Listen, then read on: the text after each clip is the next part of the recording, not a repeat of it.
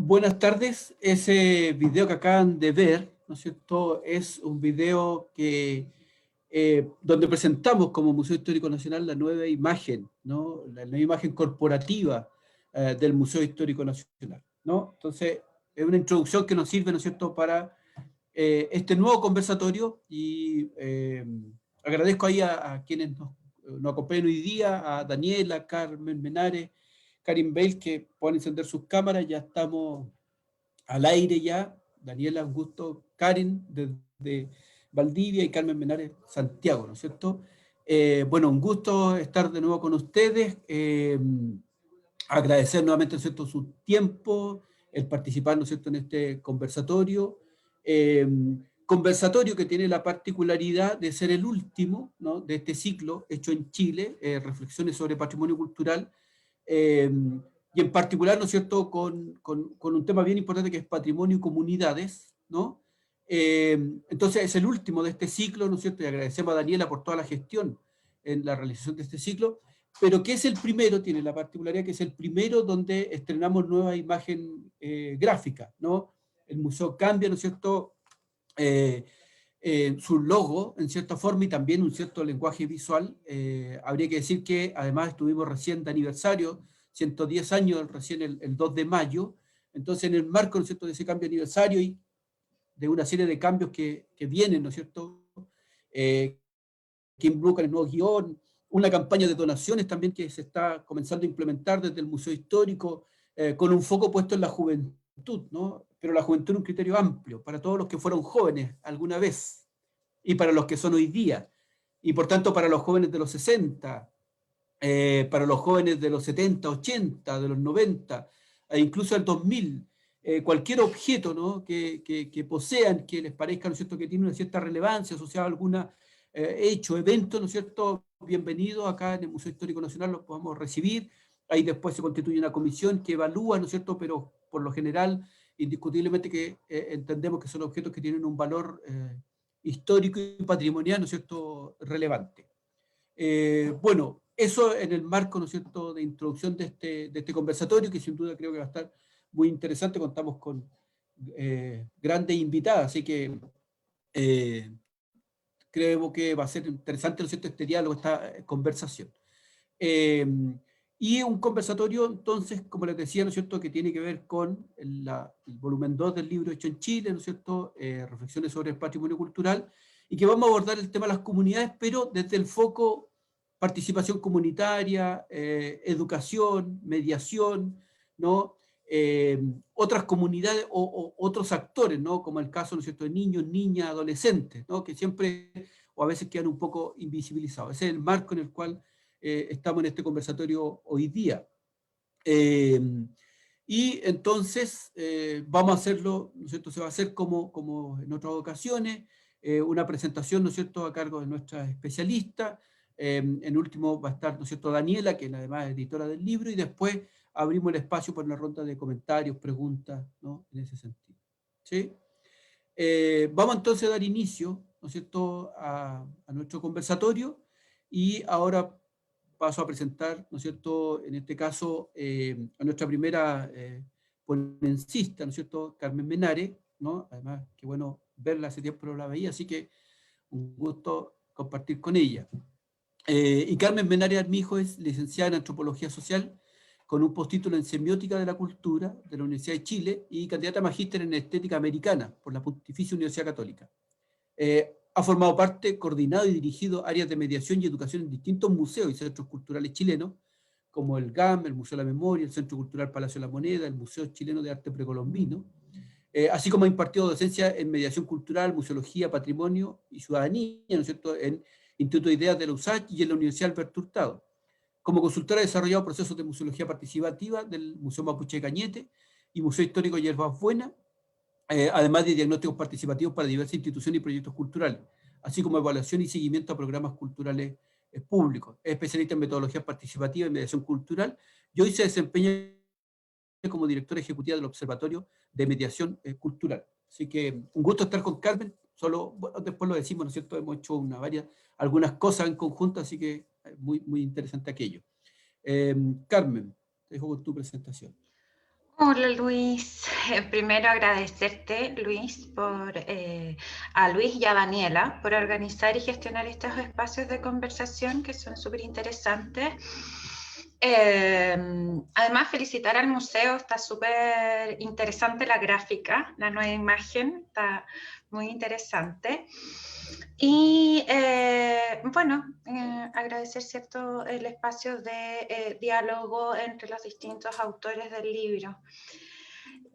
El capítulo que desarrollé yo para el libro tenía que ver un poco con el desafío, ¿no?, de sistematizar y organizar de alguna manera el proceso de participación que se hizo en el Museo Mapuche Cañete, del cual hay que decir fui parte en algunos momentos, ¿no? Que pasamos el 2005, después hubo otro momento del 2007 y después hubo otro momento del 2008 hasta que se inauguró el 2010. Entonces, gran parte de cuando conversamos al principio con Daniela para poder organizar esto, tenía que ver con justamente hacer un análisis de ese proceso, ya con la gran distancia del tiempo, ¿no? Que ya han pasado varios años, donde uno ha mirado, pensado y repensado también el proceso. Y también con el propósito de poner en discusión el concepto de mediación y de mediación del patrimonio, porque uno de los mayores complejidades para poder abordar la experiencia del Museo Mapuche Cañete es que no es un museo comunitario, ¿no? Es un museo público, ¿sí? Entonces, desde ahí, pensar básicamente en la función pública, en cómo el museo lo que hace precisamente es transformar esa imagen de las comunidades indígenas, las comunidades mapuche, y les da un nuevo relato, una nueva imagen, un nuevo formato, que implica también un compromiso, un nuevo compromiso con las comunidades, ¿no? Una nueva vinculación con ellas. Entonces, en el capítulo me parto un poco de la discusión de Davalon, un autor francés que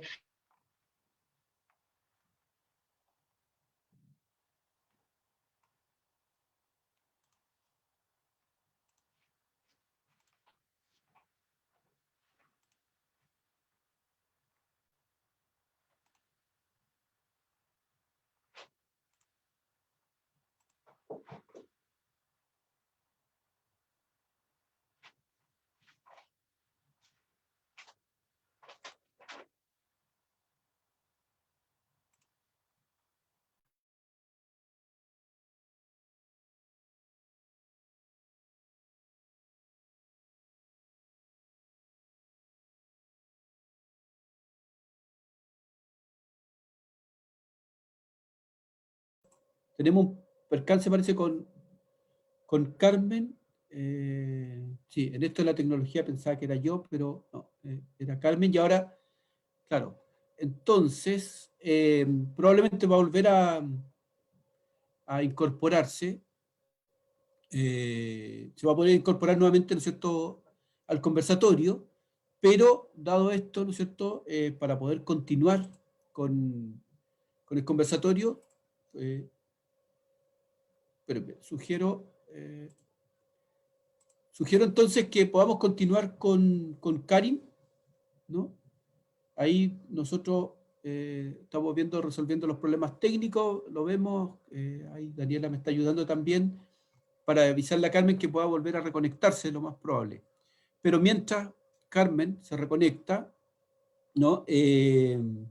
Para continuar con, ¿no es cierto?, con el conversatorio, te pediría, Karin, que puedas entonces hacer tu presentación. Yo procedo a hacer la presentación de rigor Karen Bale González, antropóloga de la Universidad Austral de Chile, diploma en alta dirección y magíster en administración de empresas de la Universidad Austral de Chile. Ha sido profesional e investigadora de la dirección museológica de la misma universidad, docente en la Facultad de Arte y Arquitectura en pre y posgrado en la Facultad de Ciencias de la Economía, investigadora principal del proyecto Museos Comunitarios, Conceptos y Experiencias, Caminos para el Aprendizaje Recíproco y la Construcción Comunitaria, el EULAC. EUSECLAC, pero ahí nos va a contar probablemente justamente, ¿cierto?, a qué se refiere. El proyecto que fue financiado por el programa Horizonte 2020 justamente de la Unión Europea en consorcio con otras 7 instituciones internacionales. Sus principales áreas de desarrollo y de experiencia profesional son la gestión del patrimonio y museos, desde la investigación, la docencia y también la gestión y coordinación de proyectos, particularmente proyectos en el ámbito museográfico, interpretación del patrimonio y desarrollo de propuestas de base asociativa, ¿no es cierto?, y de colaboración. Como vemos, ¿no es cierto?, y como lo dijimos, tanto Carmen, ¿no es cierto?, como Karen tiene una harta experiencia, ¿no es cierto?, bastante experiencia en estos temas, así que por eso, sin duda que va a ser un espacio interesante de conversación. Karen. Gracias, Luis. Pucha, lamento tener que Sí.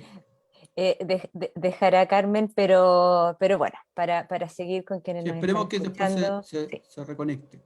Y compartir esto, gracias Luis por la presentación, gracias también a ti y al equipo del Museo Histórico, comparto las palabras que había dicho Carmen sobre la nueva imagen, también había tenido la oportunidad de verlo en la página, felicitaciones por eso, y bueno, y obviamente agradecer a Daniela y a todos por la oportunidad de haber sido partícipe del proyecto como coautora, pero también un poco a modo de reflexión y poder haber estado compartiendo en estos miércoles de conversatorio las miradas, las experiencias, los distintos enfoques que cada uno de nosotros puede aportar a una bellísima y enriquecedora discusión sobre el patrimonio en Chile.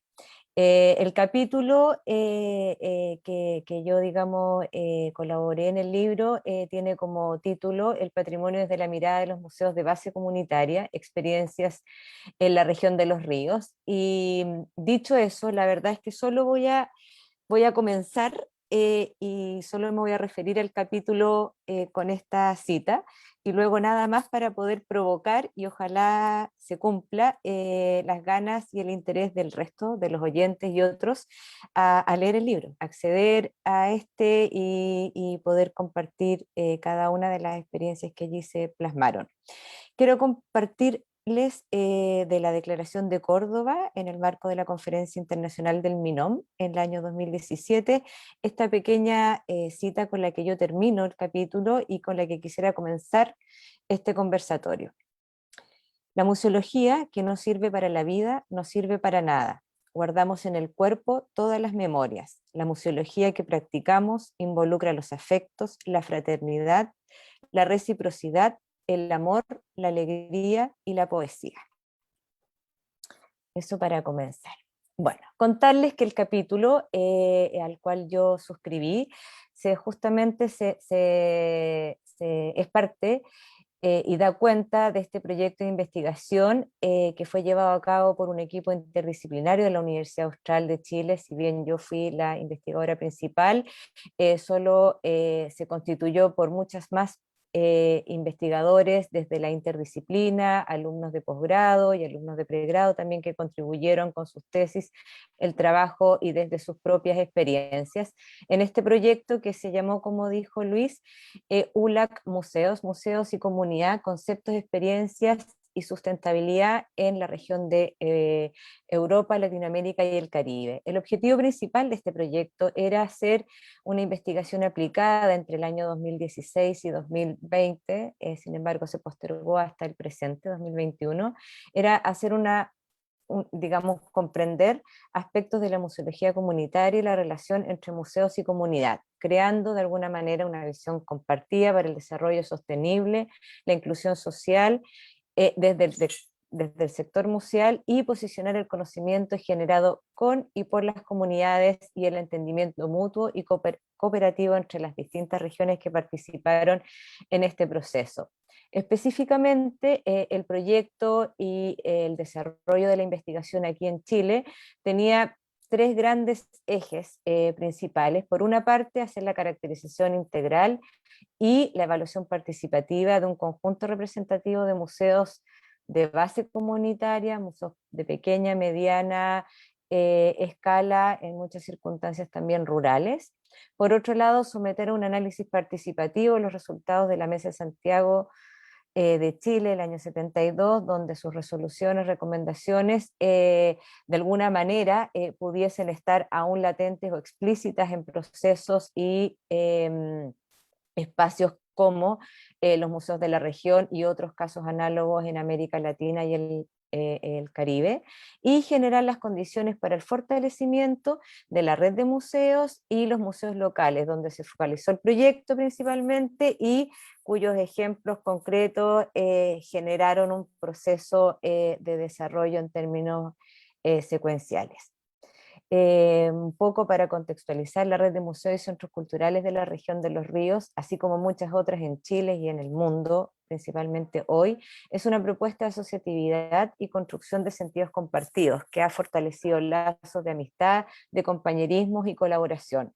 La constituyen en la actualidad alrededor de 20, 23 espacios, no todos en lo que nosotros conocemos como museos, sino que también bibliotecas, centros culturales, algunas sedes de organizaciones sociales que de alguna u otra manera procuran y promueven, no en la actualidad, sino que desde hace mucho tiempo ya, el desarrollo de propuestas que generan identidad, que proponen memoria colectiva y la propuesta de desarrollo situado local.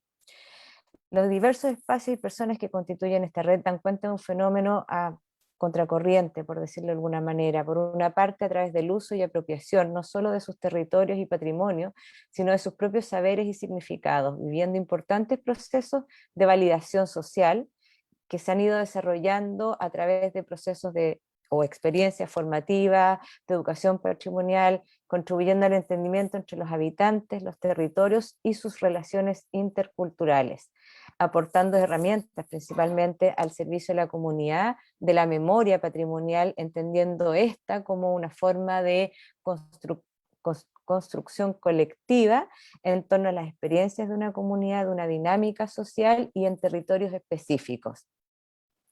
En general, la museología y la historia de la museología propone de manera muy sintética a los museos como conformados en dos grandes ejes, las colecciones y la institución o la exposición pública, o las colecciones hacia la exposición pública abierta.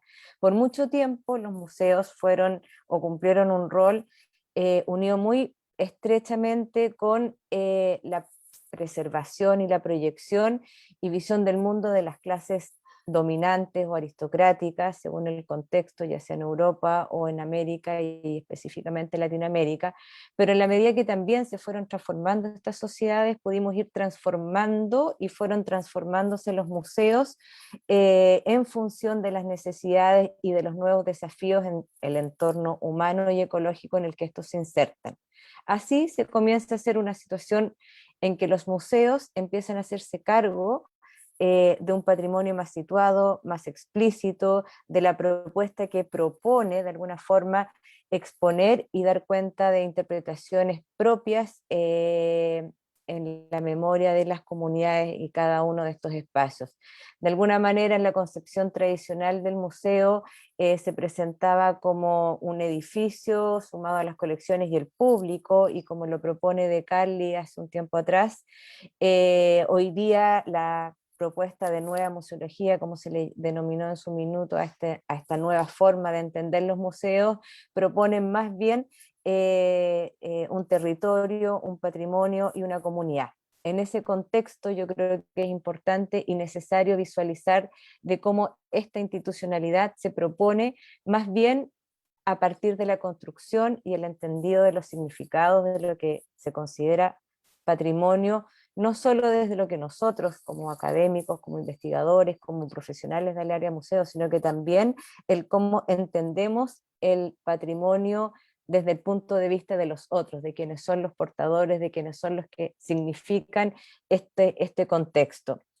Así un poco, y de alguna manera proyectando el quehacer en esta propuesta investigativa que se sintetiza de alguna manera en el capítulo, la experiencia digamos, el profundizar en la construcción y en la constitución de los museos de la red, o los que constituyen la red de museos de la región de los ríos, de alguna manera nos expone a una situación donde se comprende que el patrimonio de alguna manera hoy y cada día más necesaria frente a las diversas como dimensiones y desafíos de la sociedad del siglo XXI, se proponen como una construcción más bien situada y vinculada a las personas. Cada uno de los ejercicios de museos de base comunitaria, cada uno de los ejercicios localizados en la cordillera, en escuelas, en distintos sectores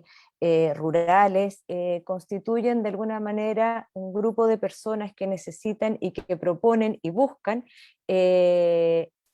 sentirse partícipe de un contexto de memoria, no solo, porque yo creo que no son excluyentes, pero también nacional, sino que también local, es decir, esta situación de museo de base comunitaria que propone un patrimonio territorio, patrimonio situado, un patrimonio comunitario, un patrimonio asociado tal vez a experiencias dolorosas, a experiencias de conflicto, a tensiones políticas, necesitan de alguna manera esta construcción y esta forma de expresarse a partir de un museo. Yo creo que esta nueva propuesta museal busca desarrollar no solo, y tal vez partiendo de eso, no solo un museo que está centrado en el desarrollo de la institución, sino más bien un espacio que busca el desarrollo sociocultural de una comunidad a través de esta forma de proponer, exponer objetos de la vida cotidiana, objetos de la memoria colectiva situada, buscando reforzar esa identidad, buscando recordar y proyectar desde la memoria del pasado, la memoria del futuro en estas comunidades y en estos contextos territoriales. En ese contexto creo que se propone el cómo desde las nuevas formas de comprender un museo, de cómo entender el fenómeno del espacio institucional, también buscamos comprender y de alguna manera exponer situaciones puntuales donde la memoria, la historia y el contexto de cada uno como parte relevante de un contexto comunitario es igualmente valioso. Eso, para no pasar ni dar el pase al resto por mi parte. Gracias Karin. Bueno, muy interesante esta remirada o relectura que hay, ¿no es cierto?, sobre el museo, su gestión, ¿no es cierto? Así que muy interesante en ese sentido. Bueno, a quienes están ahí conectados, ¿no es cierto? Habíamos comenzado con Carmen Menares, pero problemas técnicos, ¿no es cierto? Así que nos hicieron rearmar el conversatorio. Entonces, Karin, ¿no es cierto?, acaba de hacer la presentación, y ahora invito a Carmen a que pueda volver a conectarse con nosotros y que pueda, ¿no es cierto?, volver a retomar, ¿no? Justamente, bueno, qué bueno que has podido retomar. Sí, perdón, estos tiempos virtuales, se cayó el internet en todo el sector, fueron 5 minutos, pero quedó la escoba. Sí, Así que perdón. estamos aquí, hay que estarlo. Estabas ahí comenzando, ya estabas con Davalon, de hecho, un autor muy relevante e interesante. En eso habíamos quedado. Bueno, te dejo, no sé si tú quieres retomar desde ahí. Tú... Sí, estaba justo diciendo que lo interesante de la mirada de Jan Davalon es cómo él trabaja un poco desde una crítica bien contemporánea, actual, ¿no?, en torno a estas divisiones de dos miradas desde el concepto de patrimonio, una centrada, ¿cierto?, en el objeto y en el valor del objeto en sí, y otra centrada en las personas, ¿no?, donde él señala, ¿no?, entender que la mediación es la relación entre estas dos esferas, ¿no? Entonces propone una mirada intermedia, una que vincule estas dos formas de mirarlas, que son muchas veces excluyentes, ¿sí? En ese sentido, el autor funciona, es muy interesante también porque a partir de las discusiones desde la antropología como de la idea del don, ¿no? Va a proponer 5 gestos de patrimonialización que son parte de su texto el juego de la patrimonialización, donde establece 5 como gestos fundamentales que van a ser parte de este proceso, ¿no? Entendiendo que siempre la mediación es parte de un proceso y que el acuerdo ya actual es que el valor del patrimonio, lo que inicia, ¿no? Es el interés social, es el valor social, es el valor que está referenciado a lo que ya hablaba del valor rememorativo, ¿cierto? Relativo a la memoria, ¿no? Entonces, ese primer valor es el que él señala como el primer gesto, el gesto de entender cuál es el interés social en torno a los bienes patrimoniales. Y para después, ¿cierto?, unirlo a esta otra mirada de donde los especialistas, una vez que se releva ese valor social, puedan investigar sobre el patrimonio, lo que lo diferencia de investigar para patrimonializar, que ahonda también en otra crítica en torno a la funcionalización de la investigación cuando el fin es patrimonializar, ¿sí? Luego está la declaración oficial, luego la exposición pública de los bienes patrimoniales, que va a configurar una mirada colectiva en torno a ese valor, ¿no? Y el último, que es la transmisión del patrimonio. O sea, todas estas articulaciones pedagógicas sociales para construir y entregar el conocimiento de ese valor en particular a las próximas generaciones, ¿sí? Ahí es donde también la reflexión es muy interesante, donde hay siempre en el patrimonio una relación desde el presente, mirando estos objetos del pasado, pero siempre pensando en el futuro, en estas próximas generaciones, ¿no? A partir de esos 5 como pasos, procesos de patrimonialización, yo en el texto le doy una cierta vuelta a algunos para nombrarlos desde una mirada también feminista, para pensar este primer proceso de interés social como unas políticas de cuidado, donde trabajamos con las comunidades, donde trabajamos con la gente, donde entendemos y escuchamos, ¿no?, sobre ese interés. Y esa es fundamentalmente la primera parte del proceso del Museo Mapuche Cañete, ¿no?, que se hizo en el 2005, donde fuimos, trabajamos con las comunidades, hicieron una evaluación del museo y la exposición como estaba, fue largas conversaciones, ciertas discusiones en torno a lo que no podía ser expuesto para ellos porque constituía una transgresión, ¿no? En torno a ahí también a como una suerte de contrato que se establece, ¿no?, en que las comunidades también toman la decisión de formar parte de este proceso.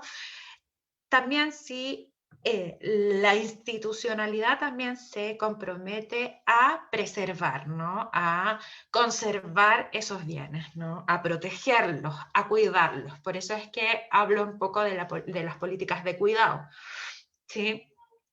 Luego viene trabajé sobre la investigación, que fue el segundo proceso, que fue el 2007, en donde nosotros tuvimos que trabajar en torno al guión con ciertos objetos que no había información y que las trabajamos con las personas mayores de las comunidades, ¿no? Y que llevamos estos objetos a sus lugares y después hubo un encuentro en el museo que lo grabamos y que fue muy, muy emocionante, digamos, que en términos como personales, una gran experiencia, ¿no? Porque fue con gente que sabía mucho de la cultura. Y ahí engancha un poco con la segunda parte, con el tercer paso, ¿no? Que es la importancia del nombrar, que yo digo, que tenía que ver con esta declaratoria oficial, que es uno de los puntos que a mí más me interesaba poner en cuestión o en tensión en el texto, porque el cambio de nombre aparecía como algo necesario y fundamental desde el principio, ¿sí? No podía seguir llamándose como un expresidente de la República, ¿no? Y parte de las comunidades fueron ellos los que investigaron y se pusieron de acuerdo a través de un ritual qué nombre debiera llevar. Ese proceso se llevó hasta el Congreso, ¿no? En un proceso institucional completo, ¿no? En términos más políticos, y donde se consensuó que había que hacer ese cambio, había que cambiar el nombre y la relevancia que tenía esa transformación de nombre, que no era solamente la imagen y la exposición en sí, sino que el nombre ya cambiaba toda la relación y el vínculo, ¿no? Y hay actas de todo ese proceso y esa discusión en el Congreso, que son muy interesantes como documento histórico también.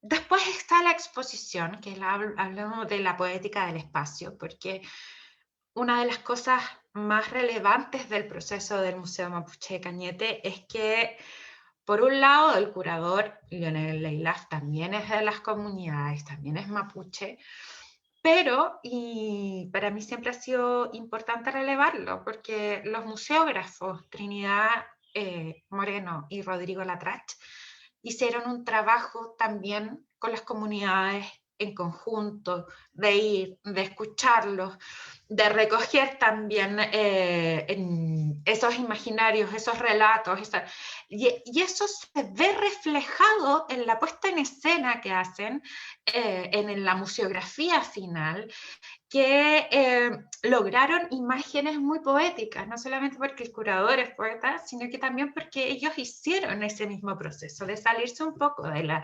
idea del museógrafo, que es el que diseña y es como su obra, sino que también la apertura a la escucha con las comunidades, ¿no?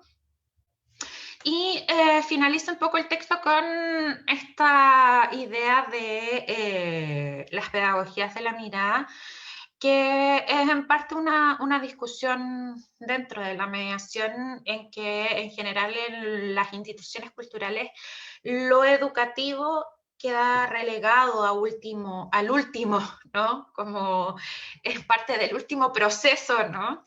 Y para mí, para muchos, desde la mediación debiera ser un proceso en conjunto, ¿cierto? Si pensamos que solamente los departamentos educativos están relegados única y exclusivamente al trabajo con los escolares, a una escolarización de las instituciones culturales, se limita, ¿no? La mediación se expande un poco más hacia pensar como un proceso de formación continua y un rol fundamental en el rol social de la institución, de las instituciones museales, ¿no?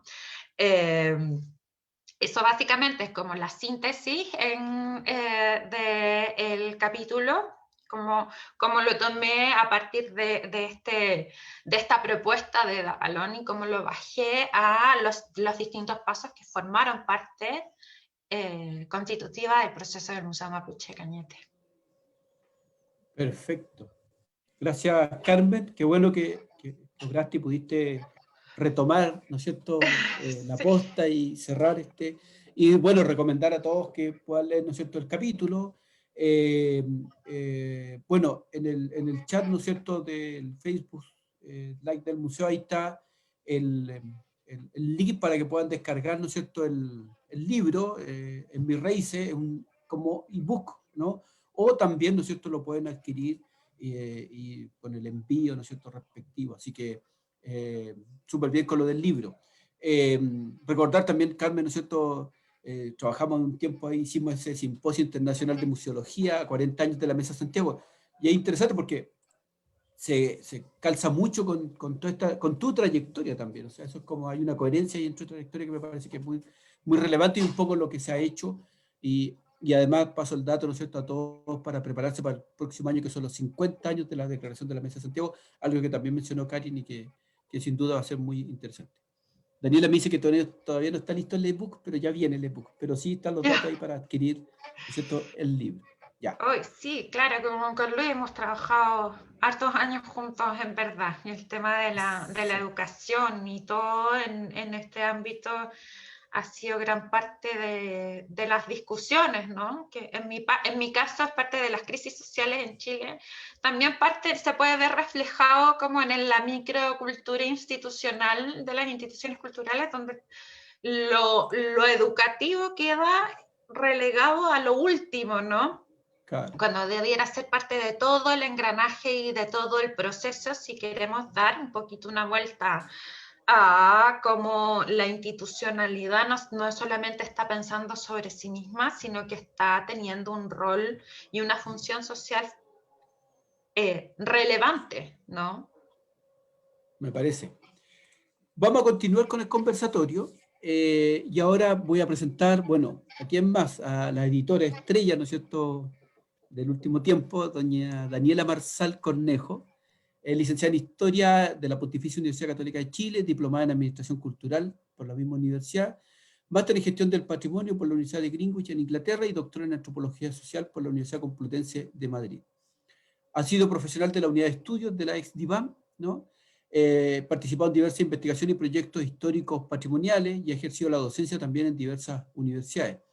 Sus principales líneas de investigación e interés en estos últimos años se han concentrado en el análisis de las representaciones del patrimonio y su percepción desde las personas, en especial la incorporación de niñas, niños y adolescentes al ámbito del patrimonio, a la educación patrimonial y el patrimonio cultural incluso inmaterial, que es una línea que también en el último tiempo ha estado trabajando fuertemente, ¿no? El tema del patrimonio cultural inmaterial. En la actualidad se dedica a la consultoría, docencia universitaria, investigación y gestión de proyectos patrimoniales. Daniela, bienvenida nuevamente en este ciclo, ¿no es cierto?, que ha estado muy, muy interesante y ahora, las veces anteriores comentando y ahora ya con tu tema y parte de tu investigación y entiendo que parte de la tesis doctoral, ¿no es cierto? Ahí tú nos vas a contar.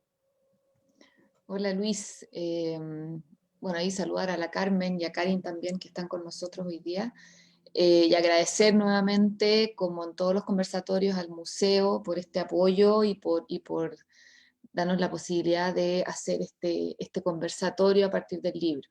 Y a ti, por supuesto, Luis. Sí, pues, ahora ya no me toca comentar, no me toca ser editora, me toca hacer el otro rol del libro, que es autora. Más que nada contar y un poco desarrollar esta línea de investigación que sí, yo trato en mi tesis doctoral, pero que también he ido trabajando en otros momentos de la vida y en otras cosas, que tiene que ver con mirar a un grupo que largamente ha sido invisibilizado en el mundo del patrimonio, que son los niños, las niñas y los adolescentes. En el caso específico del libro, me centro un poco más en niños y en niñas, pero la verdad es que he abarcado el grupo etario completo, digamos, en general y en diversos estudios e investigaciones. Y yo creo que el capítulo un poco da una mirada general a cómo, pese a que hablamos mucho en estas nuevas museologías y en lo que intentamos como políticas públicas en general, de ir integrando nuevas comunidades, nuevos grupos, minorías, etcétera, digamos, a distintas situaciones, en este caso específico el patrimonio, Lo cierto es que en el caso del mundo del patrimonio todavía nos queda mucho camino por efectivamente ir incorporando a estos grupos que están, digamos, invisibilizados o que no están realmente contenidos o realmente integrados en el proceso patrimonial. En el caso de los niños y las niñas y los adolescentes es bien curioso porque ellos no son una minoría, en el fondo, son un grupo bastante grande dentro del patrimonio. La gran mayoría de ellos, muchas veces como un grupo cautivo casi por las visitas escolares. Por lo tanto, estamos hablando de un grupo que va a estos lugares y que va bastante. Y en ese sentido, llama mucho la atención como pese a que es un público existente, en algunos museos incluso y en algunos lugares patrimoniales, un público bastante mayoritario, la poca relevancia que se le da tanto en los estudios patrimoniales como también en términos de ser representados en el patrimonio, más allá muchas veces de los estereotipos tradicionales como el juguete, la ropa o cosas por el estilo. Y en ese sentido, y un poco el capítulo también lo desarrolla, es tratar de indagar en esta invisibilización en varios niveles, en términos de lo difícil que es entender, por ejemplo, la cultura material de niños, niñas y adolescentes, y por lo tanto también eso se ve reflejado en las colecciones, investigar sobre esos temas, como también lo complejo que ha sido entender a niños y a niñas como visitantes, pero como visitantes que tienen opinión, que tienen voz, que son sujetos completos y no de esta mirada adultocéntrica que tradicionalmente muestra a niños y a niñas y adolescentes como seres humanos en proceso de construcción, digamos, y no como seres completos que por supuesto que tienen opiniones y tienen miradas sobre el patrimonio muy concretas, muy específicas muchas veces, y muy interesantes además. Y por lo tanto, darles ese espacio para que puedan decidir, para que puedan opinar, para que dejen de ser esos grupos pasivos en los que se pretende que el experto les diga lo que tienen que ver, lo que tienen que pensar sobre lo que están viendo en una visita, sino que más bien puedan ser también sujetos activos en estos procesos patrimoniales. Y obviamente que también sean representados dentro de los espacios patrimoniales.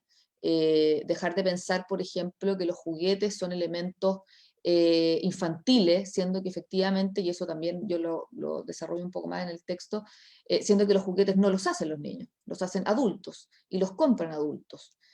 Por lo tanto, ahí también hay empezar a hacer un trabajo un poco más profundo de cómo representamos a esos niños, si es que, porque las pocas veces que se hace, y obviamente ahí empezar a darle un espacio a ellos.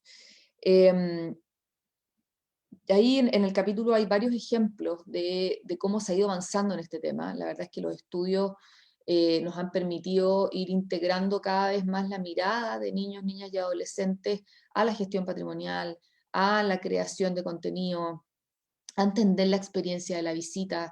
Y la verdad es que hoy día cada vez tenemos un poquito más de información, pero por supuesto que nos queda bastante camino por recorrer, y ahí en el capítulo hay algunas de las experiencias chilenas de lo que se ha dado, experiencias mías personales investigando, pero también algunos otros casos, como el trabajo muy interesante que ha hecho Irene de la Jara desde la subdirección de museos, también desde el Museo de la Educación, en fin, cosas que se han hecho en los últimos años y que han sido un tremendo aporte al tema.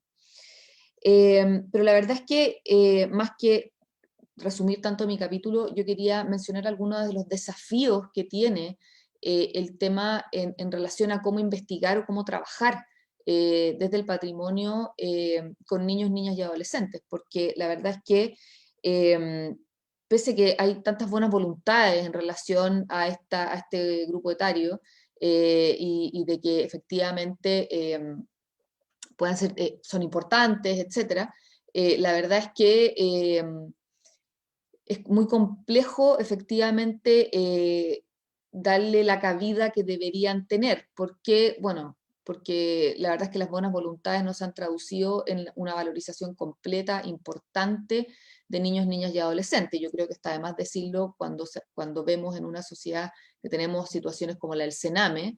La verdad es que no nos debería extrañar que esas buenas voluntades, la verdad es que no, es muy evidente cómo esto no ha trascendido más allá y en profundidad, digamos, el valorizar realmente a este grupo. Y en ese sentido, obviamente también hay problemas de fondo, de poder efectivamente poder llevar a cabo este tipo de investigaciones porque no están dentro de las prioridades. A mí mucha gente me ha preguntado muchas veces por qué investigo niños, niñas y adolescentes. Como si en este proceso uno no fuese a encontrar algo importante, como si no tuviesen algo que aportarme, digamos, en términos como de investigación, digamos. Todavía hay como una mirada muy de no valorar a este grupo en términos de su aporte a la sociedad y de su vinculación a la sociedad.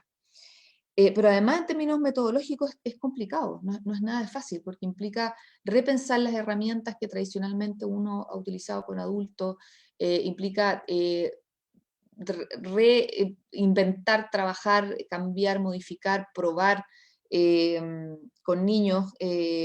Los niños además son muy distintos según las etapas, un niño de 10 años a uno de 12, a uno de 15, es muy distinto, cambia mucho en un año a otro, digamos.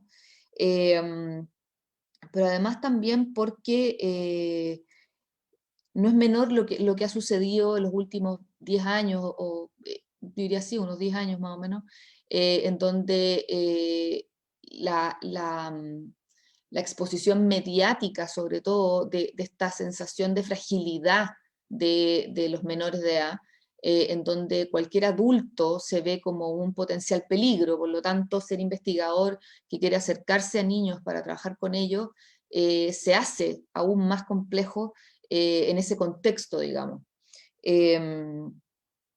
Y también yo creo que hay una pregunta bien que resuena mucho, el por qué, o sea, el por qué y el para qué. Y aquí yo creo que ahí en el capítulo yo cito a una investigadora española que también ha trabajado bastante con niños, y cómo uno se da cuenta que hay al trabajar con ellos, uno la verdad es que se maravilla de la claridad de muchas cosas que uno como adulto ya tiene instaladas y tiene absolutamente naturalizadas. A mí me llama la atención y, bueno, siempre, desde la primera vez que entrevisté niños hace muchos años, siempre me ha llamado la atención esa simpleza para poder decir cosas tan complejas, por ejemplo. Pero también esa capacidad de asombro que nosotros hemos perdido y que incluso podemos llegar a justificar situaciones, por ejemplo, de exposiciones o históricas, que como tenemos el contexto histórico, podemos decir, ah, sí, esto pasó porque en ese minuto pasaba tal cosa. Pero eso no deja de ser impresionante, o no deja de ser apabullante, digamos. Y yo creo que eso, volver a meterse desde ese punto de vista es muy interesante para uno como adulto también, volver a mirar estos procesos históricos, patrimoniales, etcétera, con esos ojos, y que además ellos vislumbran con tanta facilidad cosas que nosotros creemos que no. Entonces, en este capítulo, la verdad es que yo propongo relevar a estos sujetos, y retomando un poco lo que decía Karin con esa cita del Minón, que creo que es una cita maravillosa, de que efectivamente lo que hacemos en patrimonio tenga que ver con la vida, y que efectivamente para estos niños, niñas y adolescentes, el patrimonio no sea este espacio lejano que visitaron una vez, en donde se aburrieron, en donde no entendieron nada, o en donde fue como ir a clases pero con objetos, digamos, sino que efectivamente sea una experiencia enriquecedora, y que además nos demos cuenta que esos niños, niñas y adolescentes es un semillero de futuros y potenciales usuarios en el futuro. Entonces, las malas experiencias de esos niños, niñas y adolescentes son malas experiencias que quedan grabadas a fuego. Yo he entrevistado a niños, pero también he entrevistado a adultos. Y me he dado cuenta cómo en adultos las malas experiencias en museos o en visitas patrimoniales implican no volver nunca más a esos lugares. Entonces, yo creo que por lo menos desde ahí, si queremos crear audiencias, si queremos motivar a la gente vaya a estos lugares, que estos lugares le creen, sean una necesidad y sean un espacio de disfrute y de recurrencia, o sea, de volver ahí, hay que efectivamente empezar a mirar a estos niños y a estas niñas y adolescentes como los sujetos que son, con el gran aporte que pueden entregar, y obviamente como futuros y potenciales visitantes a estos lugares. Eso, ese sería mi comentario de hoy. Gracias, Daniela. Bueno, interesante sin duda, ¿no es cierto?, lo que tú planteas. Invito a Carmen, a Karen que se puedan sumar aquí para ir armando, ¿no es cierto?, una especie de un diálogo, ¿no?, una conversación con temas que han aparecido que son bien interesantes. Aquí tenemos, bueno, fundamentalmente un saludo que expresa Diego Olivares, manda saludos desde Temuco, ¿no? Bueno, y en particular se refiere a la nueva imagen corporativa del museo y felicitaciones, ¿cierto?, a ese hermoso trabajo tipográfico de Latino Tape y el resto de la gente involucrada. Mando un saludo a Sergio Ramírez en especial. Y bueno, les quiero preguntar un poco sobre eso, si es que pudieron ver esa imagen del video, si es que pudieron ver un poco el video, pensando en que se han referido a la situación de los museos en particular, patrimonio de comunidades, pero sobre todo, ¿no es cierto?, un poco el foco va sobre los museos, sobre el rol que los museos tienen que cumplir. Entonces ahí, dado que están ustedes acá, ¿no es cierto?, me parece que es clave poder preguntarles cómo ven el museo histórico y cómo piensan, ¿no es cierto?, ese museo histórico. Me parecería que es súper relevante preguntarle a ustedes que, bueno, Daniela, parte de su investigación hizo una parte sobre el museo histórico, Carmen tiene experiencia, bastante experiencia en el tema museos, mediaciones, ¿no es cierto?, y Karen con el tema de comunidades, ¿no?, con una experiencia bien interesante del trabajo con comunidades, que a nosotros siempre como museo histórico se nos hace complejo, ¿no? Pensar en las comunidades nos deja un poco como una situación un poco compleja, porque esta dimensión de nacional, ser Museo Histórico Nacional, entonces supone una suerte de comunidad desterritorializada, pero hasta dónde lo es, realmente lo es. Les dejo un poco esa inquietud para ir comenzando en esta especie de conversación. No sé si quién quiere comenzar. No sé, ahí como... Hagámoslo en el mismo orden que presentamos, ¿no? ¿Te ¿Cuál de parece? todos los órdenes? Por eso decía Ah, chuta. El original. La Carmen, la el Karin original. y yo. Primero me Volvemos al caigo origen. y sigue Karen. Claro, está bien. Claro. Claro, Ya. el original. Ya, Carmen, No, dale. sabes que ayer estaba pensando en lo mismo antes de la conversación, un poco como conociéndote, me imaginaba un poco eso, ¿no? Porque estuve mirando la imagen y me parece muy interesante la toma de la bandera, que es como la fundacional.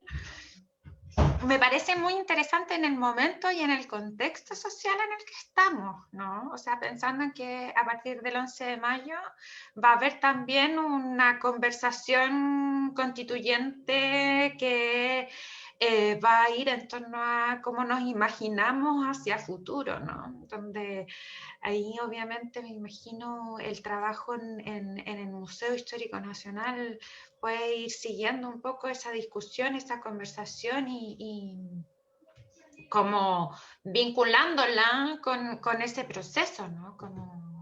Porque es parte o sea, va a ser historia, estamos viviendo parte de la historia, estamos haciendo historia, ¿no? Claro. Como en este momento. Entonces creo que ahí es donde yo lo veo así, ¿no? Me parece interesante en ese sentido también la imagen, porque es como la imagen de la bandera de Chile, que es la antigua, ¿no? Como que no es la que todos conocemos, sino que es Claro, como de la fundación de la República, ¿no? claro. Sí, tengo un comentario de la bandera que me parece interesante, pero antes escuchemos a Karin, ¿qué nos puede decir? Chuta, buena pregunta, Luis. O sea, me gusta porque podríamos entrar en controversia, pero no lo haré. No lo haré, no, No, no lo pero por haré. favor, está bien, está bien. La verdad es que yo creo que así como, o sea, yo creo que no son excluyentes y creo que no es necesario consensuar una historia. Yo creo que desde el día uno hay que entender cuál es el rol de un museo histórico nacional y cuál es el rol de un museo de base comunitaria, un museo escolar o un museo situado en su territorio. Creo que así también como la misma Carmen hablaba de entender el Museo de Cañete como un museo que es un museo del Estado, digamos, es parte de una estructura institucional. Sin embargo, dicho eso, o sea, yo creo que en ese contexto también el Museo Histórico debe responder a una comunidad que es amplia, que es una comunidad que necesita, cada uno de nosotros en su contexto necesita sentirse partícipe de un proceso histórico macro y micro, donde en algunas circunstancias nos encontramos y en otras nos desencontramos, y eso es lo más bello, o sea, no negar justamente en aquello en que no nos encontramos, pero que es parte de nuestra historia también. Entonces creo que en ese contexto yo creo que hay que pensar en que efectivamente una propuesta, como se construyó también, al igual que en el Museo Cañete, un proceso de participación, la propuesta digamos, de todas esas infinitas reflexiones y diálogos para crear el nuevo guión de un museo histórico, probablemente el proceso de la nueva imagen también, y podríamos decir es infinito y más allá, como la construcción digamos, de lo que consideramos patrimonial o histórico, o sea, digamos, en el minuto o en el segundo es como la tercera dimensión del tiempo, o sea, en el fondo en la minuta que dije ya es pasado porque ahora viene lo que voy a decir. Sin embargo, en ese mismo también creo que principalmente el rol de un museo histórico nacional es abrirse a estos espacios y a esta propuesta de diversidad en un contexto macro, donde entendemos que dentro de un continuo, de un territorio que es largo, angosto, hablamos algunos el español, otros el mapudungún, otros el rapanui, pero de alguna manera, por sobre todo, es el respeto a esa diversidad y que el rol de un museo de base comunitaria, de base, digo yo, y no comunitario necesariamente, porque también son formas institucionales de entender distinto, permiten eso, o sea, también el museo pequeño que cierra su rol, digamos, o que cumple su propósito de creación, es posible que se cierre, es posible que perdure más, es posible que también en algún minuto dependa tanto de cada una de esas personas que estuvo detrás del proceso de creación, que esas personas desaparecen y se acaba el museo o se acaba la intención por la cual fueron creadas. Entonces, creo que si bien podemos hablar y reflexionar sobre la diferencia de una institucionalidad como el Museo Histórico, también tenemos que entender en esta diversidad cuál es el rol que cada uno cumple y en eso respetar también y entender y comprender desde quienes han estado participando en todos estos procesos, como también cómo va cambiando la historia. Hoy día, efectivamente, no sé, surgen museos como los del estallido social, surgen memorias colectivas a nivel global, o sea, COVID es una realidad que vamos a tener como nunca en la memoria de la globalidad humana. Sin embargo, cómo la vivimos cada uno y cómo la vamos experienciando. A mí me pasa que yo creo que el museo, no solamente el histórico nacional, sino que en general, yo creo que hoy día la idea de museo nacional es algo que uno debería empezar a pensarse en sí misma. O sea, ¿de qué estamos hablando de nación en este minuto? O sea, ¿qué es una nación a puertas de este siglo XXI, con todas las cosas que atraviesan a las sociedades, que las tensionan? En fin, o sea, yo creo que ahí ya esa es como la primera pregunta de qué estamos hablando cuando hablamos de nación hoy día, porque claramente no es lo que estábamos hablando hace 20 años, ni hace 50, ni hace cuando se inauguró el museo. Y justamente con lo que acaba de decir la Karen, o sea, pensando en que hoy día la realidad que estamos viviendo nos demuestra que esto de nación nos conecta a un mundo en este minuto de la pandemia, de una globalización ya vertiginosa, y de una transnacionalidad así, pero de vértigo, y con la típica del péndulo, que así como está lo transnacional así de terrible, tenía el péndulo que después se mueve hacia el otro lado y ¡suas! Con lo local, de lo que está pasando en las localidades, lo que está pasando en las regiones a nivel micro. Entonces, hay un vaivén hoy día que, por supuesto, que tensiona y hace repensarse mucho qué es nacional. O sea, yo partiría ya como de ahí, como de poner en quiebre incluso esta idea de la nación y de la aspiración a la nación perfecta, linda, higiénica, armónica, donde nadie se pelea, donde todos somos amigos, en donde, o sea, como nadie se muere, las guerras, es una cosa fantástica. Que es un poco la forma muy tradicional de contar esta historia nacional, bueno, que era un poco lo que tenía antes el Museo Histórico y lo que ha sido, digamos, en muchos lugares. Pero, por otro lado, yo creo bueno, conversando con niños, volviendo a lo anterior, y algunas veces conversábamos esto mismo, yo les preguntaba cómo se imaginarían ellos un museo nacional. Y una de las cosas bonitas, por ejemplo, de los niños, era que siempre muchos de ellos me decían que por qué los museos no llegaban hasta el presente. Y porque en el fondo ellos lo que querían entender era no solamente lo que había pasado antes, sino que entender cómo habíamos llegado de antes a hoy día. Y yo encontré toda la razón. O sea, en el fondo, ¿por qué yo estoy contando una cosa que pasó hace 200 años y después me saltó quizás 100? Bueno, ¿y qué pasó? ¿Cómo eso que pasó hace 100 se conecta con lo que está pasando hoy día? Vamos a hacer un ejemplo muy burdo, pero por ejemplo, ¿qué pasa con bueno, varios niños me lo dijeron. ¿Por qué la educación, la sala que tenían de la educación, se termina ahí, bueno, y el movimiento pingüino, y lo que pasó después, ¿por qué todo esto no puede ir en un continuo para que yo pueda entender una situación hay una cadena ahí, digamos, en el tiempo? Porque finalmente, y volviendo a lo que decíamos antes, aquí hay una función social y una idea de que esos espacios a mí me den ciertas herramientas y me permitan reflexionar y que me permitan centrarme en el mundo y que me permitan darme alguna respuesta o buscar algunos nortes. Entonces, yo creo que si tú me preguntáis cómo debería ser un museo nacional hoy día, para mí, es que es justamente cómo ese museo entrega herramientas, sobre todo en situaciones complejas que vive hoy día la nación. En la tesis doctoral, que también trabajé con niños y todo, mi tesis doctoral trata un poco de eso. Trabajando con niños que no habían visitado museos, conversando en cómo ellos veían la sociedad y las cosas que veían complejas de la sociedad. Por ejemplo, la migración. Cómo un espacio de un museo nacional hoy día puede relevar el tema de la migración, puede entregar herramientas para atender la migración como una riqueza y como un aporte, entender la diversidad como un aporte y no como un obstáculo.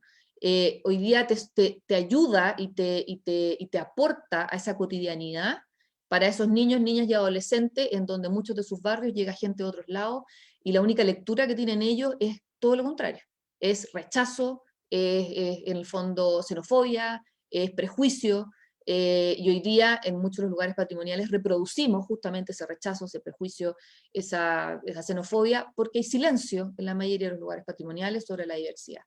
Y eso podríamos aplicarlo a muchas otras situaciones, digamos, pero puse una como para dar el ejemplo. Entonces yo creo que para mí ese sería el Museo Nacional, el museo que aporta las grandes tensiones del siglo XXI, hacer un soporte para darle herramientas a aquellos que visitan, y en el fondo herramientas, digamos, positivas para seguir construyendo una sociedad más respetuosa, como decía la Karin, ojalá, más justa y una serie de otros valores más.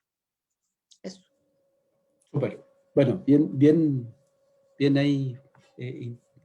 Interesante las reflexiones que hace la Daniela ahí con el museo, me parece bien. Voy a tomar una idea que a partir de lo que dijo la Carmen, dice que, bueno, esto de la bandera, de este volver a esta bandera, es la bandera más antigua que tenemos de Chile, ¿no es cierto? Pero que tiene una particularidad, o sea, varias, y una interesante, que una bandera bien, a ver, ¿cómo llamarlo? No completamente de formas diversas, de contornos, de curvas, de líneas rectas, no sé si me entienden. O sea, es una bandera que igual tiene símbolos, tiene letras, pero no hay, hay una armonía, justamente a partir de lo que usted dice, en una suerte de diversidad, ¿no? Diversidad como... y no es la bandera típica, ¿no es cierto?, tan estructurada, la bandera que probablemente todos aprendimos, ¿no es cierto?, esta bandera estructurada y como con estos colores que tenían que tener cierta dimensión, ¿no es cierto?, casi exacta, y la estrella exacta, sino que es una bandera mucho más diversa en ese sentido, ¿no es cierto? Entonces, quiero ahí situarlo porque quiero recoger, bueno, Daniela algo dijo, probablemente pueda volver a plantearnos, pero conociendo un poco los trabajos de ustedes desde mucho antes, no solo del libro, conociendo el trabajo de Carmen, que han trabajado con sujetos, con actores, ¿no es cierto?, distintos, ¿no? Por ejemplo, Carmen, que trabajó con el mundo mapuche, que también hizo un trabajo interesante con migrantes, y que también trabajó con tercera edad, que es una cuestión. Entonces, ¿qué recogería de esa experiencia, ¿no?, de diversidad?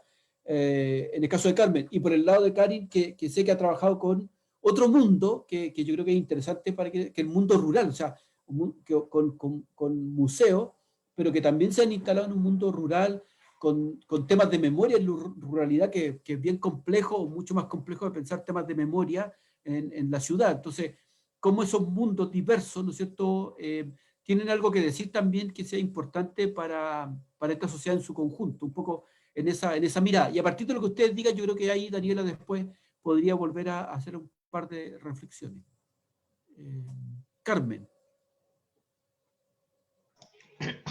Sí, lo que pasa es que, claro, he trabajado con una enorme diversidad de grupos, ¿no? También con mujeres, con personas con discapacidad visual, bueno, etcétera. Creo que en eso también es como, la reflexión también es como de todos estos años, además como que se va como transversalizando también una necesidad entre los distintos, que va también más allá de la propia especificidad de cada grupo, ¿no? Uno va trabajando de a poco con ellos en esa diversidad, en esa especificidad, pero también van apareciendo cosas que son transversales, como que no responden solamente porque es mujer o es un grupo específico, sino que van empezando a ser transversales, ¿no? Como en el caso de nosotros trabajamos con los migrantes, por ejemplo, en una experiencia en Quilicura, había una experiencia que ellos hacían una observación muy interesante del chileno, en que decían que al chileno le faltaba mucho autoestima, lo decían muy... Entonces, de ahí, esa era la reflexión de ellos, ¿no? De ahí nace tanto autoritarismo. Apenas tienen un poquito de poder, te quieren aplastar, ¿no? Y ese como autoritarismo como generalizado en la sociedad aparece en casi todos los grupos, ¿no? Como vamos como deconstruyendo un poquito eso también, ¿no? Que es parte de la herencia tan nueva, tan reciente, ¿no? Que son esas estructuras tan jerarquizadas, son esos autoritarismos tan fuertes, ¿no? Y que son cotidianos, y los podemos ver en todos los grupos. Los niños, con lo mismo que tú decías, la Daniela, la invisibilización de los niños pasa justamente porque hay una jerarquización, que la autoridad es el adulto, ¿no? Y ese autoritarismo del adulto se ve en todo, ¿sí?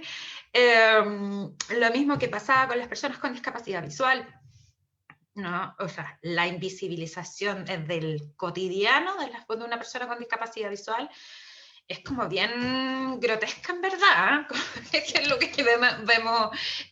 Nosotros hicimos esto del análisis del edificio, por ejemplo, del GAM con las personas con discapacidad visual, y ni siquiera la señalética para ellos estaba bien puesta.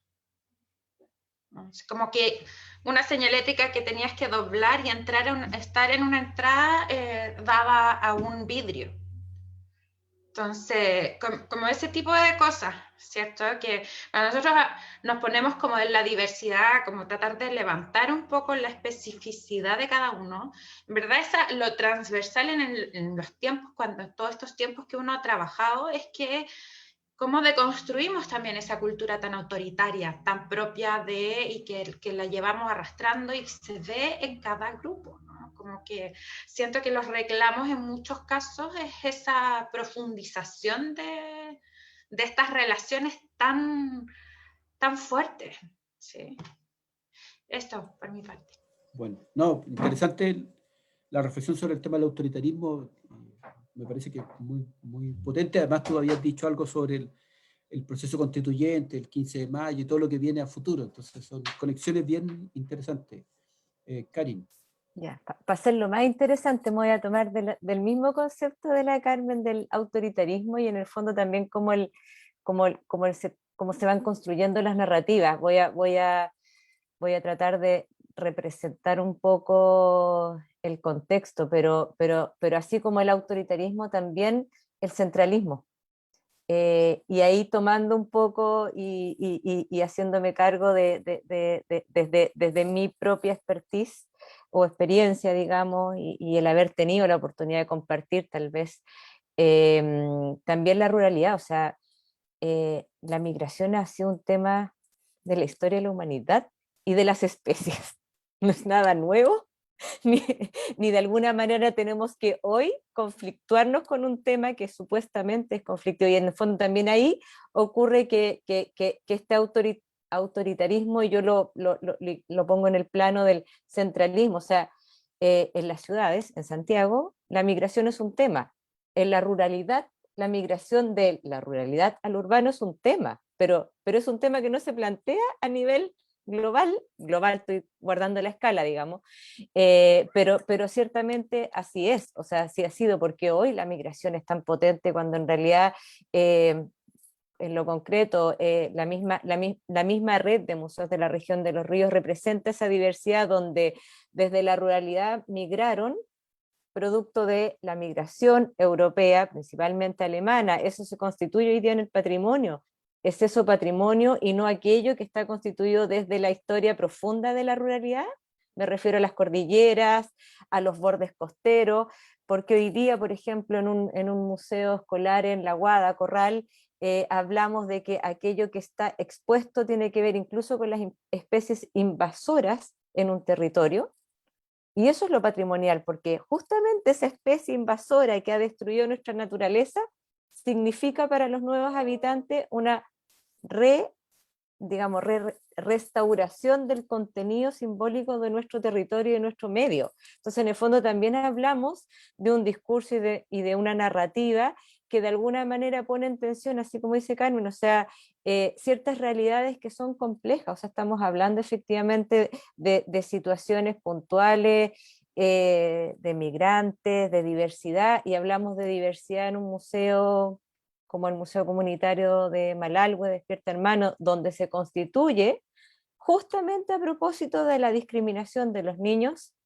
que no eran mapuches hacia los niños mapuches, cuando son niños que llegaron o que de alguna manera también provocaron una situación en la cual la representación de un pueblo estaba en desmedro de otro que llegó como clase dominante porque venían con los procesos de industrialización. Y en el fondo ahí también tienes un contexto de autoridad, de dominación, de una narrativa también que propone aquellas cosas de las cuales nosotros hablamos como los grandes temas de la diversidad, de la migración, de la cohesión, y en realidad han existido siempre, o sea, en este mismo proceso, si lo comparamos un poco, o sea, en el análisis como antropocéntrico, o sea, miramos la naturaleza y también la cadena trófica ¿a qué refiere? ¿A qué refieren los ecosistemas naturales en los cuales nosotros participamos? O sea, creo que ahí también hay una propuesta que tiene que irse como profundizando, y en los temas de patrimonio, efectivamente, yo creo que la proyección, el trabajo de la Daniela, o sea, efectivamente dejamos de escuchar la mirada de los niños, dejamos de escuchar, pero al final tiene que ver con que debemos aprender a escucharnos.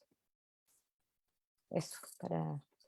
Súper. Bueno, interesante ahí los temas, cómo se va aprendiendo la conversación.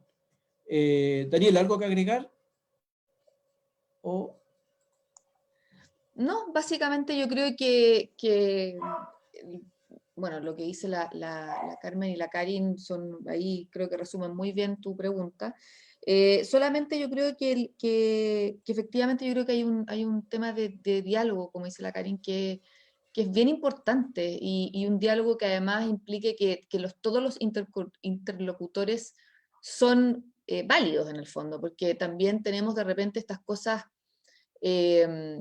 que hay que hacerlas, que con lo que dijo la Karin con respecto a la discapacidad visual, es como, hay que hacer esto porque hoy día es lo que, pero al final terminamos siendo mal incluso, o sea, como que, porque no se integra realmente y en profundidad el tema, digamos, entonces el hay que, muchas veces al final termina siendo casi peor que la intención que no hacerlo a veces, entonces... y estoy pensando por ejemplo, muchas veces como integración de lo femenino en muchos espacios de museo, que en el hay que meter a la mujer, porque al final es como con fuerza, a donde sea más o menos, donde se pueda poner la imagen de la mujer en algún espacio, y claro, al final termina siendo un flaco favor muchas veces en cómo la estamos poniendo, qué estamos diciendo con esas imágenes. Y yo creo que también eso es bien importante, empezar a darse cuenta que todos estos temas patrimoniales no son inocuos. O sea, todo esto tiene mensajes, tiene mirada, lo que nosotros hacemos, la pega que hacemos, están transmitiendo, están creando conocimiento, están creando discurso. Entonces, empezar a hacerse cargo también de eso, o sea, hacerse cargo de que en un espacio, me acuerdo en la muestra antigua del museo, ya que me tiraste la lengua, lo voy a decir, me acuerdo en el siglo XX del Museo Histórico, cuando empieza ya a aparecer más la mujer, me acuerdo perfecto de esto, porque lo tengo tan grabado con sangre, en una parte donde están imágenes, bueno, hay una vitrina con unos sombreros, qué sé yo, y hay una fotografía donde está la Gabriela Mistral, y se empieza a hablar un poco de la incorporación de la mujer, ya más en el siglo XX, qué sé yo, y el voto femenino en el siglo XX. Y no sé quién fue el de la idea, la verdad, de poner una imagen haciendo alusión a esta participación de la mujer en el siglo XX en el voto, de dos mujeres saliendo o entrando de un lugar de votación agarrándose a carterazo. Y yo te lo juro que es como, ¿para dónde va esto? O sea, la idea de representar el gran hito del siglo XX de la mujer pudiendo votar, y lo representan con una fotografía de dos mujeres agarrándose a carterazo a la salida de un centro electoral. O sea, ya te lo juro que sin comentarios. O sea, y yo decía, ¿cómo puede ser? O sea, ¿cómo la persona que puso esta imagen no se está dando cuenta de lo que está transmitiendo con esto? O sea, todo el tiempo que las mujeres han peleado por el voto, para que esto se venga a sintetizar en una imagen de dos mujeres agarrándose a carterazo. O sea, es el colmo, Luis. Entonces, entonces la verdad... Disculpa, no sé si todavía está la fotografía o se cambió. No, Ya, por sí, la bueno, pandemia, como no he ido, hay que darle la bueno, vuelta. claro, pero a lo que voy, con lo que me refiero de hacerse Sí, entiendo. preguntas y de lo que esto no es inocuo, imagínate eso en niñas, por ejemplo, o en adolescentes, estoy hablando de mujeres, pero también podrían ser hombres, pero mujeres, en mujeres, en toda la historia de las mujeres sufragistas, y la resumimos en esa fotografía. Entonces es peligroso, o sea, efectivamente hay que hacerse las preguntas de cómo representamos, qué mensaje estamos transmitiendo, cómo lo estamos transmitiendo. Entonces yo creo que ahí también hay un camino bien importante de preguntas y trabajo que hacer también en el tema patrimonial. Súper, no, sin duda. Y tienes toda la razón, los museos son peligrosos en ese sentido también, ¿no? Mira, bueno, hay dos preguntas que yo creo que con estas podemos ir cerrando, que son además muy interesantes. Diego Olivares, que nos manda saludos desde Temuco, pero hace una pregunta que es abierta, pero yo creo que por eso lo planteo, porque son una pregunta abierta, pero que yo creo que va a servir mucho parte de la respuesta, porque sin duda que va a ser difícil responderlo todo, pero ¿cuál es el rol de los museos universitarios hoy? Se pregunta sobre los museos universitarios. ¿Por qué? Escribo desde la Universidad de la Frontera. Por acá estamos iniciando el camino para crear un museo y tenemos el enorme desafío de dar vida a un espacio que recoja las inquietudes de la comunidad, que tenga una museografía participativa y contemporánea, que sea una novedad, que aporte a comprender el crisol cultural de nuestra región, etc. Bueno, y ahí nos da la gracia, y ahí yo creo que ya hay un tema tremendo, ¿no? Y después Jacinta nos dice, se pregunta a partir de lo que se habló, ¿no es cierto? Autoritarismo reciente, como pregunta, y dice, y bueno, ¿y qué serían los 300 años de Capitanía General? Una suerte de bicoca simbólica, lo que trae la migración como medallita de oro discursiva narrativa, que algo de eso es justamente lo que dijo, lo que mencionó Karen. Pero sin duda que es bien interesante lo que dice Diego, y qué bueno, lo digo, ahora lo planteo desde acá, para nosotros, qué bueno que alguien que está participando en la creación de un museo se haga estas preguntas, estos comentarios, y qué bueno, lo digo aquí humildemente, que este conversatorio sirva, ¿no? Sirva también en esa reflexión, ¿no? Que sirva en un sentido de instalar preguntas, instalar reflexiones, ¿no? No como lo hemos aprendido con la experiencia, no como la receta, ¿no es cierto? Aquí está la receta para, ¿no? Eso eh, claramente no está. Pero sí las reflexiones, ¿no es cierto? Estas preguntas que a veces son incómodas, ¿no es cierto? Que tenemos que instalar, ¿no? En ese sentido. Entonces, y con esto yo creo que podemos cerrar. Entonces, si le pueden dar algunos consejos, algunas ideas, probablemente, ¿no es cierto?, a nuestro amigo desde Temuco, ¿no?, a Diego, junto con decirle, vaya, vaya en lo que se metió, ¿no? Pero bueno, y hay que hacerlo, además, ¿no? Así que de la Universidad de la Frontera, y quedamos todos con ganas después de en algún momento conocer qué pasó ahí. Entonces, algunas ideas que ustedes, a partir de su experiencia, ¿no es cierto?, le puedan dar, y aprovechar también de que puedan despedirse, ¿no es cierto?, a ver si los podemos encontrar en otro momento, en otro contexto también, ¿no? En ese sentido. Carmen, comenzamos contigo. Sí, es interesante porque como en la historia museológica, las universidades cumplieron un rol súper importante, ¿no? Y que en los años 60, fines de los 60, 70 empiezan como a despegarse de ese rol, ¿no? De esa función social que también en general cumplía la academia antiguamente. Sí, entonces es bien interesante. El museo es precisamente un espacio de democratización del conocimiento, ¿sí? Muchas veces hoy la academia está cerrada sobre sí misma, y estos espacios tienen que servir también para abrirlas al público y generar ese vínculo y esa relación con la comunidad en general, ¿no? En ese sentido, yo también creo que hay que abrirse espacio a construir procesos participativos, escuchar también a la gente, pensar en momentos en que, o cosas que puedan ser no útiles, pero que sí que nazcan también de las propias necesidades de las comunidades, es fundamental hoy también. Sí. Eso básicamente. Y gracias por la conversación, todo súper entretenida. A pesar de haberme caído. Es parte de la vida misma, no te preocupes. Gracias, Carmen. Karin. Bueno, en realidad respondiendo a Diego y complementando un poco con Carmen, yo creo que el contexto y la historia de los museos universitarios tienen como estos dos propósitos. Por una parte, a nivel global, los museos universitarios se fueron configurando principalmente como una forma de poner en valor la historia de los mismos procesos formativos y educativos, y por otro lado también de alguna manera dar cuenta y exponer y abrir a un público distinto al investigador todo aquello que fue, digamos, resultando de procesos de investigación.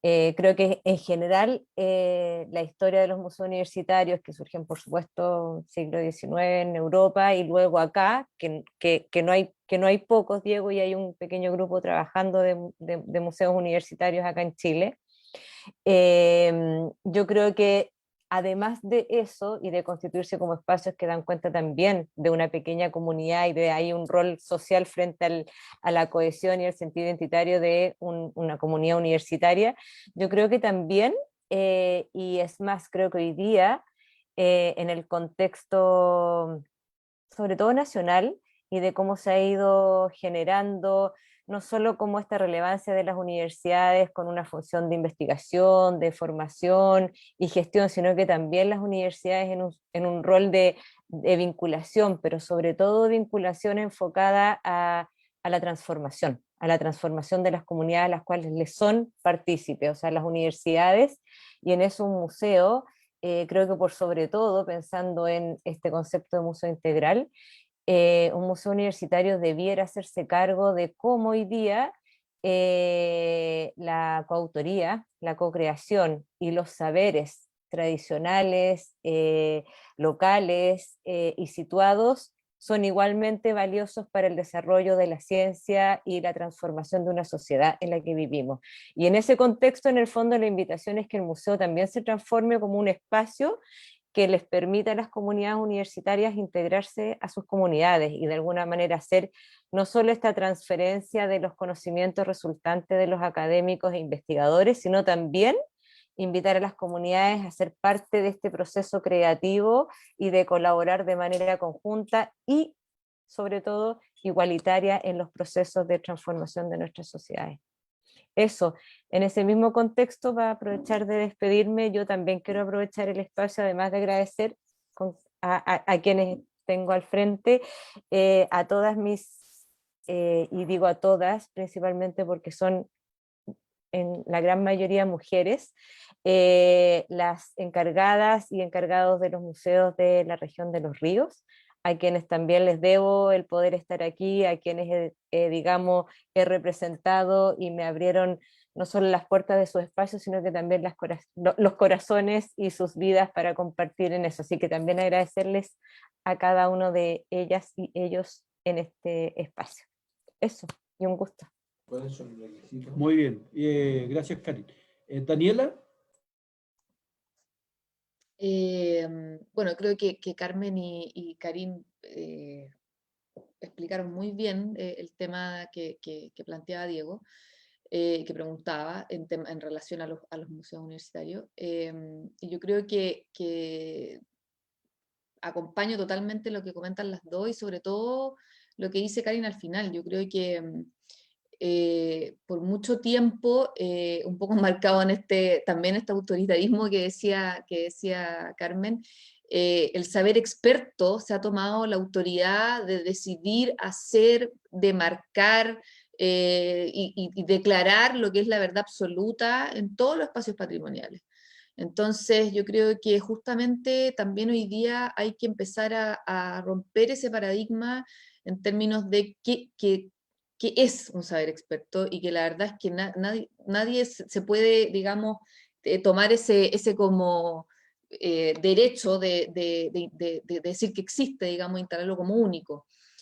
Plantear los lugares como museos y patrimoniales en donde las verdades no están resueltas y que hay muchos caminos para contar una misma historia, en donde, como decía Karin, esta visión quizás más académica, más universitaria, puede perfectamente coexistir con otros tipos de saberes y al mismo nivel además, porque tampoco se trata de que se instalen como en estas visiones paternalistas, ni haciéndole el favor, sino que efectivamente al mismo nivel.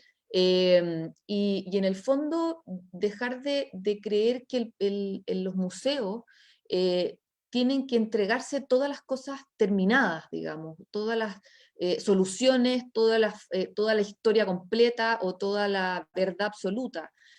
Porque eso, volviendo al tema anterior, también es peligroso.